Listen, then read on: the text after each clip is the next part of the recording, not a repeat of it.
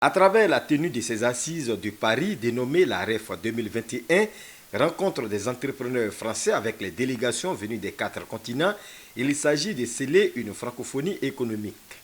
À la suite de la cérémonie d'ouverture, les membres de la délégation ivoirienne ont pris part à une dizaine de panels sur les différentes thématiques.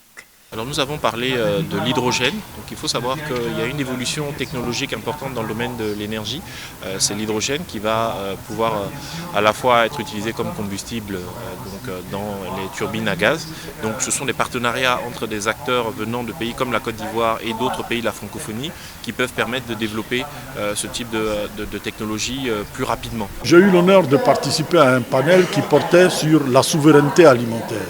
Le secteur privé ivoirien nourrit l'ambition de recevoir l'ensemble du monde francophone en 2022 dans le cadre de la rencontre annuelle du patronat ivoirien.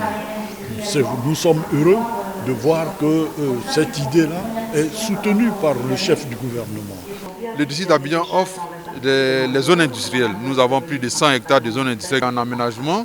Donc ces possibilités qui sont offertes aux entreprises sont des instruments d'encouragement à venir investir en Côte d'Ivoire. Et cette francophonie économique ne se fera pas sans les jeunes.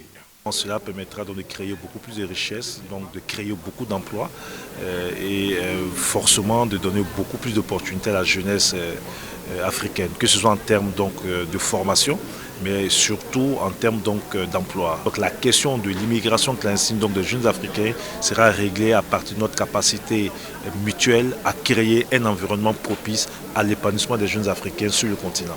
Des rencontres B2B et des échanges de contacts entre entrepreneurs ont également eu lieu.